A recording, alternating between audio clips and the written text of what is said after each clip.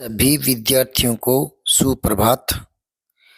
जो विद्यार्थी कंपटीशन की तैयारी कर रहे हैं वो ध्यान से सुने, या जिन्होंने हिंदी लिटरेचर हिंदी साहित्य ले रखा है वो ध्यान से सुने। वाक्यों को कई प्रकार से बांट सकते हैं, जैसे रचना के आधार पर 3 प्रकार की, अर्थ के आधार पर 8 प्रकार की, वृत्ति के आधार पर भी बांट सकते हैं। तो एक विद्यार्थी ने प्रश्न किया कि वृत्ति और अर्थ के आधार पर वाक्य में भिन्नता होती है या समानता होती है। समानता सी मान लो आप, पर भिन्नता भी है, क्योंकि अलग अलग है ये। अर्थ के आधार पर अलग प्रकार के वाक्य होते हैं, वृत्ति के आधार पर अलग प्रकार के, लेकिन वो मिलते जुलते लगते हैं, इसलिए बच्चों को भ्रम हो जाता है। ये भ्रम दूर करने के लिए मैं एक उदाहरण से समझाऊंगा। देखें, पहले पढ़ें।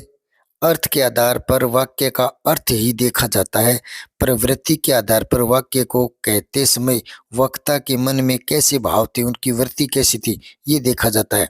बाहरी तौर पर देखें तो दोनों प्रकार एक जैसे लगते हैं, पर दोनों विभेदों में अंतर होता है। एक उदाहरण से समझें। आज मैं खाना नहीं खा सका, यह वाक्य अर्थ के आधार पर तो निषेधात्मक है, और वृत्ति के आधार पर देखें तो विवशता झलकती है। दूसरा उदाहरण देखें।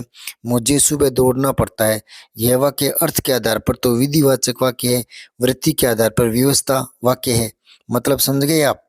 कार्य करने में मन की जो मजबूरी है, जो विवशता है, वो झलक रही है। इस प्रकार आप कह सकते हैं कि अर्थ के आधार पर वाक्य के भाव देखे जाएंगे और वृत्ति के आधार पर वाक्य के मनोभाव देखे जाएंगे। यही अंतर है, समझ गए होंगे। सारांश हिंदी क्लासेज विद्यार्थियों का चैनल है, सभी विद्यार्थी सब्सक्राइब करें, बेल आइकन जरूर दबा लें। धन्यवाद।